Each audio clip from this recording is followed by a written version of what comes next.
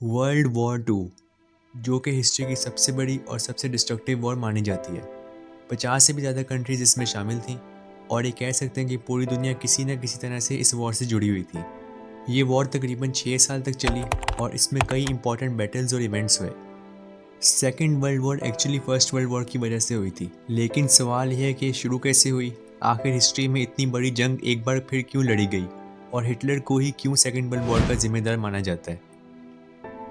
In Finnland, Lettland, Litauen, Estland, Norwegen, Schweden, Dänemark, Niederlande, Belgien, Großbritannien, Irland, Frankreich, Portugal, Spanien, die Schweiz, Liechtenstein, Luxemburg, Polen.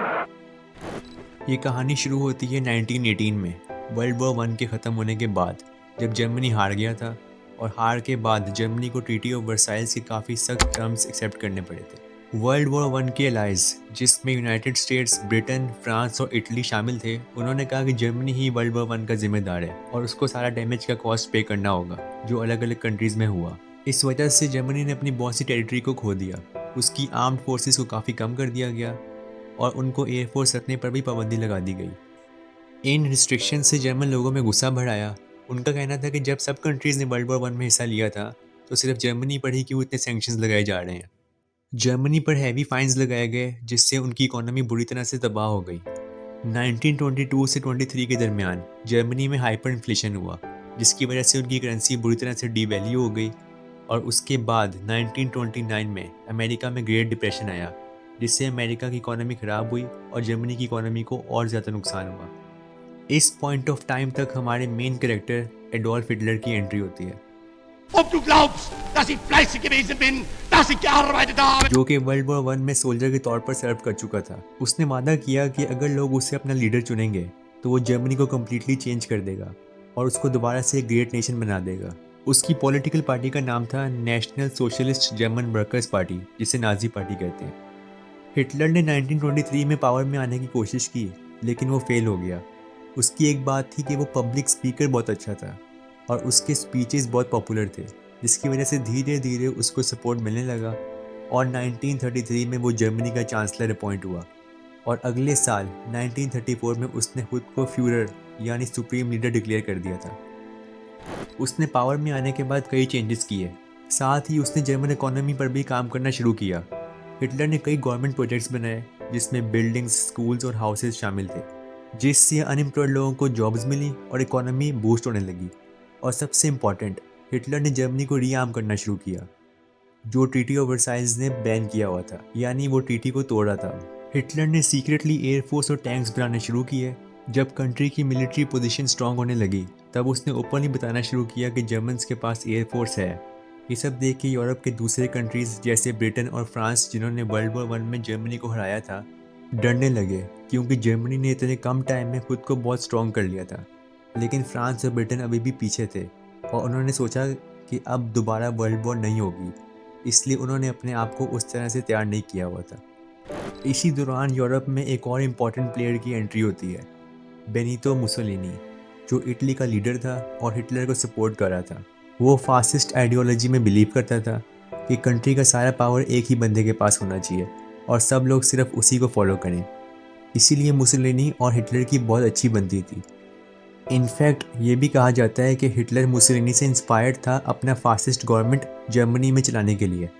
जब Germany की position काफ़ी strong हो गई, तो Hitler ने 1938 में जर्मन ट्रूप्स को ऑस्ट्रिया भेजा और कहा कि अब ऑस्ट्रिया जर्मनी का पार्ट होगा। ये सब देखते हुए यूरोप के दूसरे पावर्स चुप रहे और इसे अपीजमेंट पॉलिसी कहते हैं। उन्होंने सोचा कि जर्मनी अपनी ही टेरिटरी जो वर्ल्ड वॉर वन में खो दी थी, उसे वापस ले रहा है, तो उसको लेने देते हैं। लेकिन यहीं से ही हिटलर अपनी टेरिटरी को एक्सपेंड करता गया, क्योंकि हिटलर को पता था कि कोई यूरोपियन पावर अभी उसका मुकाबला नहीं कर सकती। फिर सितंबर 1938 में हिटलर ने कहा कि जर्मनी के साथ जो मुल्क है, चेकोस्लोवाकिया, उसके बॉर्डर पर एक रीजन है सुडेटनलैंड, जहां बहुत सारे जर्मन्स रहते हैं, तो ये भी हमें मिलना चाहिए।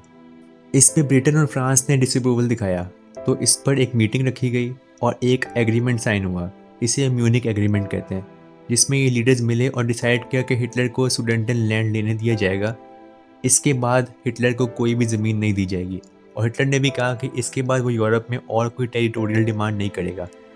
लेकिन इस एग्रीमेंट को भी 1 साल भी नहीं हुआ था और एग्रीमेंट को तोड़ते हुए हिटलर बचे हुए चेकोस्लोवाकिया को इन्वेड कर देता है। दूसरी तरफ पैसिफिक रीजन में भी एक्शन चल रहा था। जापान का पावर बहुत स्ट्रांग हो रहा था। वर्ल्ड वॉर 1 में जापान एक्चुअली अलायंस के साथ था, लेकिन अब उनकी गवर्नमेंट का एम था कि हमें अपनी कंट्री को बहुत पावरफुल बनाना है। जैसे यूरोप में ब्रिटेन, फ्रांस और जर्मनी है, वैसे ही पैसिफिक में हमें पावरफुल बनना है। वो कहते थे एशिया इज़ फॉर एशियंस, मतलब यूरोपियन पावर्स की कॉलोनीज एशिया में क्यों हैं, ये सारे कॉलोनीज हमारे होने चाहिए थे। इस सोच के साथ जापानीज़ गवर्नमेंट ने अपनी पावर को एक्सपेंड करना शुरू किया। जापान क्योंकि एक छोटा सा आइलैंड है और इतने बड़े कंट्री स्पेशली चाइना को कैप्चर करने के लिए उनको काफ़ी ज़्यादा रॉ मटेरियल और पावर चाहिए थी। इसलिए 1931 में जापान ने मंचूरिया, जो चाइना का नॉर्थ ईस्ट रीजन है, उस पर इन्वेड किया। जापान ने पहले से ही कोरिया पे कंट्रोल कर लिया था, लेकिन जब उन्होंने मंचूरिया पे इन्वेड किया तो लीग ऑफ नेशंस, जिसमें ये डिसाइड हुआ था कि वर्ल्ड वॉर 1 के बाद कोई और वॉर नहीं होगी, उन्होंने जापान से कहा कि हमने डिसाइड किया था कि हम एक दूसरे से नहीं लड़ेंगे, फिर तुमने मंचूरिया पे इन्वेड कैसे किया। जापान के लीडर ने कहा जैसे यूरोपियन पावर्स ने अफ्रीका और एशिया में कॉलोनीज बनाई हुई हैं, हम क्यों ना बनाएं। ये बोल के वो लीग ऑफ नेशन से रिज़ाइन कर गए और बाद में इटली और जर्मनी ने भी लीग ऑफ नेशन से रिज़ाइन कर दिया था। 1931 में जापान ने चाइना को वैसे तो इन्वेड कर लिया था, लेकिन फिर 1937 में मार्को पोलो ब्रिज इंसिडेंट हुआ, जिसमें जापानीज़ और चाइनीज़ सोल्जर्स के बीच हैवी फायरिंग हुई। नवंबर 1937 में उन्होंने शंघाई को कैप्चर कर लिया और दिसंबर में चाइना के 2 कैपिटल्स में से एक नैनजिंग को कैप्चर कर लिया। 1939 तक यूरोप जंग के किनारे पे था। पैसिफिक में ऑलरेडी साइनो जापानीज वॉर चल रही थी, लेकिन हिटलर ने अभी तक यूरोप में कोई मेजर मिलिट्री एक्शन नहीं किया था। म्यूनिक एग्रीमेंट के बाद वो चुप था, लेकिन अब उसका अगला टारगेट था पोलैंड। उसको ये पता था कि अगर वो पोलैंड पे अटैक करेगा तो फ्रांस और ब्रिटिश इमीडिएटली वॉर डिक्लेयर कर देंगे और शायद सोवियत यूनियन भी उनका साथ दे। अचानक अगस्त 1939 में दुनिया शॉक हो गई जब जर्मनी और सोवियत यूनियन के बीच एक नॉन एग्रेशन पैक्ट की खबर आई। एडोल्फ हिटलर और यूएसएसआर का प्रेसिडेंट जोसेफ स्टालिन, जो आइडियोलॉजिकल एनिमीज थे, उन्होंने एक पैक्ट साइन किया जिसमें ये कहा गया कि दोनों कंट्रीज एक दूसरे पर अटैक नहीं करेंगे। ये पैक्ट दुनिया के लिए सरप्राइजिंग था, लेकिन हिटलर के लिए स्ट्रेटेजिक मूव था। इससे उसको पोलैंड पे अटैक करने में आसानी हुई और सोवियत यूनियन के ईस्ट से अटैक करने का डर भी खत्म हो गया। इस पैक्ट का एक सीक्रेट पार्ट था कि जब जर्मनी पोलैंड पे अटैक करेगा तो सोवियत यूनियन भी कुछ दिन बाद ईस्ट से पोलैंड पे अटैक करेगा और दोनों पोलैंड को आधा आधा बांट लेंगे। 1 सितंबर 1939 को जर्मनी ने पोलैंड पे इन्वेड किया। फ्रांस और ब्रिटेन ने जर्मनी को वार्न किया था कि अगर तुमने पोलैंड पे अटैक किया तो हम वॉर डिक्लेयर करेंगे। जब यह हुआ तो 3 सितंबर को फ्रांस और ब्रिटेन ने जर्मनी पर वॉर डिक्लेयर कर दिया। फिर 17 सितंबर को सोवियत यूनियन ने भी पोलैंड पे ईस्ट से इन्वेड किया, लेकिन फ्रांस और ब्रिटेन ने सोवियत यूनियन पे वॉर डिक्लेयर नहीं किया। पोलैंड ऑब्वियसली इतना स्ट्रांग नहीं था कि दोनों मुल्कों का मुकाबला कर सकता और अल्टीमेटली पोलैंड हार गया। जर्मनी ने वेस्टर्न पार्ट और सोवियत यूनियन ने ईस्टर्न पार्ट ले लिया। पोलैंड की हार का एक और रीज़न ये भी था कि फ्रांस और ब्रिटेन ने पोलैंड को डायरेक्ट मिलिट्री हेल्प नहीं की थी, क्योंकि वो खुद जर्मनी के साथ वॉर में नहीं जाना चाहते थे, क्योंकि वो अभी रेडी नहीं थे। अब फ्रांस और ब्रिटेन ने वॉर तो डिक्लेयर कर दी थी, लेकिन वो जर्मनी से अभी लड़ नहीं रहे थे और इस टाइम को कहते हैं खूनी वॉर, यानी वॉर के डिक्लेयर होने से लेकर एक्चुअल वॉर स्टार्ट होने का टाइम। लेकिन समुद्र पर अभी भी लड़ाई चल रही थी, क्योंकि German you boats British merchant ships को तबाह कर रहे थे और ईस्टर्न फ्रंट पे सोवियत यूनियन ने सिर्फ पोलैंड ही नहीं बल्कि 1939 में फिनलैंड पे भी अटैक किया, जिससे विंटर वॉर कहते हैं। सोवियत यूनियन ने सोचा कि फिनलैंड को इजीली हरा देंगे, लेकिन फिनलैंड ने स्ट्रॉन्ग रेजिस्टेंस दिखाई। आखिर में फिनलैंड बेशक हार गया, लेकिन उन्होंने सोवियत यूनियन को इतना परेशान कर दिया था कि ये उनके लिए एम्बैरेसमेंट बन गया था। इससे हिटलर को कॉन्फिडेंस मिला कि सोवियत यूनियन को हराना इतना भी मुश्किल नहीं होगा। अप्रैल 1940 में हिटलर ने नॉर्वे को इन्वेड किया, फिर मई में बेल्जियम और नेदरलैंड्स जैसी कंट्रीज़ को। उसके बाद वो फ्रांस की तरफ बढ़ा, जिसने वर्ल्ड वॉर 1 में जर्मनी को हराया था।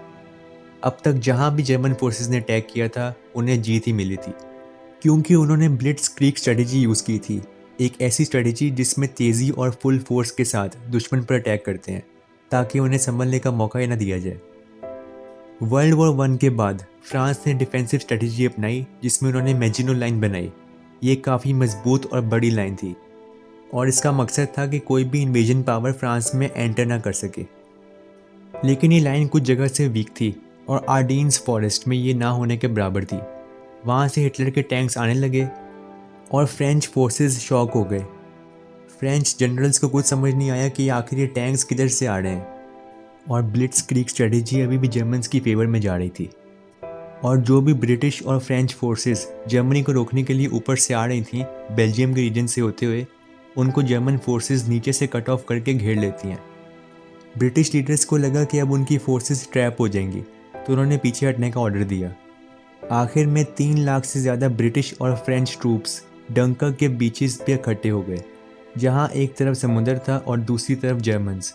ऐसे लगा कि सब मार दिए जाएंगे, लेकिन यहाँ शॉकिंगली एक मिरेकल होता है जिसे मिरेकल ऑफ डंकर्क का नाम दिया गया, जिसमें ब्रिटिश अपने और कुछ फ्रेंच सोल्जर्स को इवैक्यूएट कर लेता है।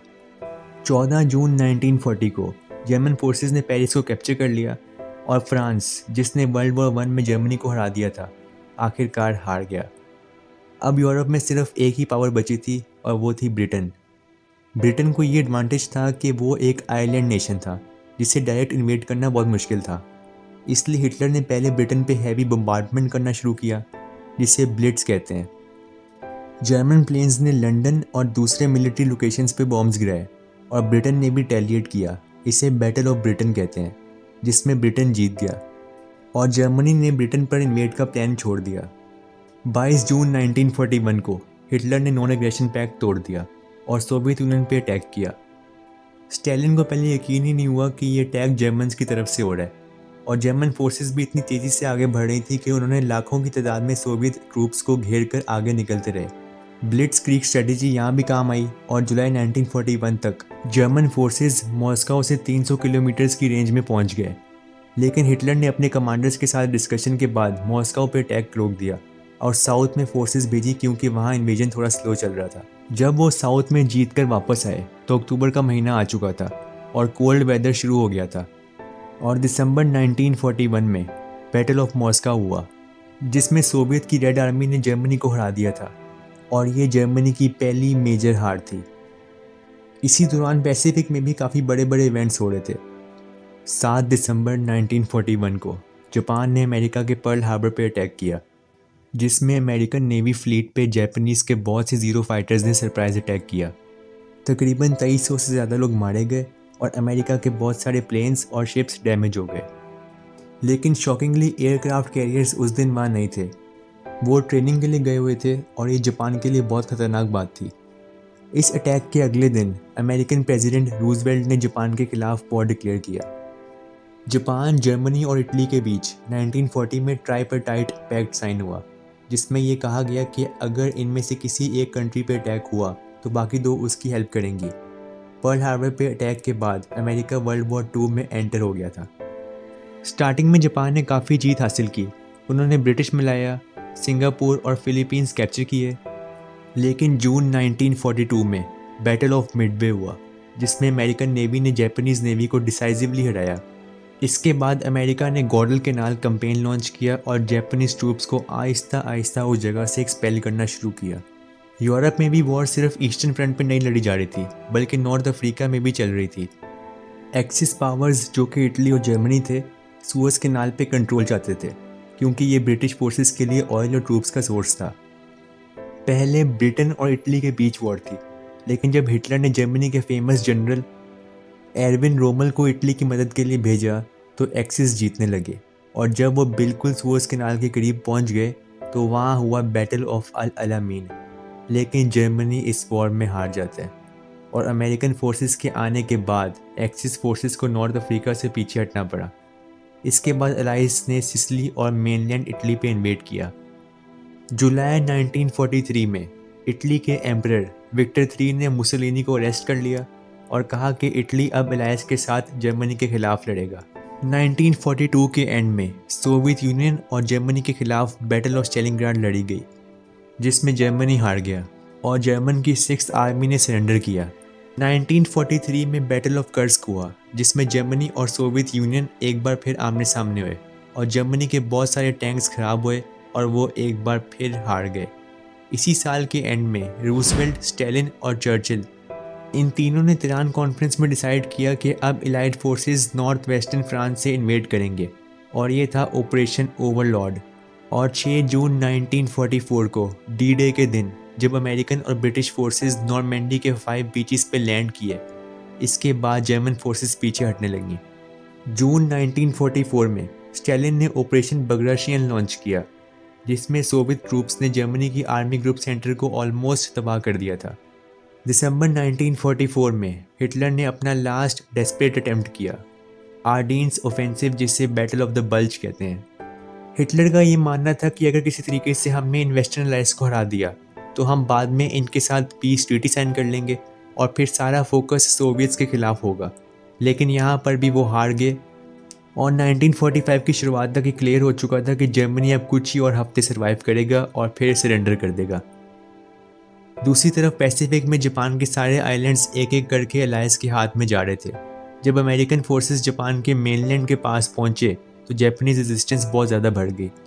उधर यूरोप में स्टैलिन ने बर्लिन पे अटैक करने का ऑर्डर दिया और उसके बाद हुई बैटल ऑफ बर्लिन, जिसमें रेड आर्मी जो कि यूएसएसआर की थी उसने डिसाइसिव विक्ट्री हासिल की और आखिरकार 30 अप्रैल 1945 को हिटलर ने अपने बंकर में सुसाइड कर लिया और उसके 2 दिन पहले मुसोलिनी को भी एग्जीक्यूट किया गया था। 8 मई 1945 को जर्मन फोर्सेस ने अनकंडीशनल सरेंडर कर दिया। दूसरी तरफ पैसिफिक में वॉर अभी भी चल रही थी। अमेरिकन कमांडर्स को डर था कि जापान के मेनलैंड पे इन्वेड करने से हैवी कैजुअलिटीज हो सकती हैं। उन्होंने बॉम्ब्स ड्रॉप करने का डिसाइड किया। 6 अगस्त 1945 को हिरोशिमा ने पहला एटॉमिक बॉम्ब गिराया और 8 अगस्त को सोवियत यूनियन ने मंचूरिया पे इन्वेड किया और वहाँ जो जापानीज ट्रूप्स थे उनको हरा दिया। जापान अभी भी सरेंडर नहीं कर रहा था, तो 9 अगस्त को नागासाकी पर दूसरा एटॉमिक बॉम्ब गिराया गया। 15 अगस्त को जापानीज एम्परर ने सरेंडर कर दिया और 2 सितंबर 1945 को जापान ने सरेंडर डॉक्यूमेंट साइन किए। इस तरह वर्ल्ड वॉर 2 जो 1 सितंबर 1939 को यूरोप में शुरू हुई, 2 सितंबर 1945 को पैसिफिक थिएटर में ख़त्म हुई। वर्ल्ड वॉर 2 हिस्ट्री का सबसे डिवास्टेटिंग वॉर था, जिसमें 6 से 8 करोड़ लोग मारे गए, जिसमें 5 करोड़ से ज़्यादा सिर्फ सिविलियंस ही थे। तो ये थी वर्ल्ड वॉर 2 की कहानी। वीडियो अच्छी लगी हो तो वीडियो को लाइक करना, चैनल को सब्सक्राइब करना। मिलते हैं अगली शानदार वीडियो के साथ, तब तक के लिए अल्लाह हाफिज़।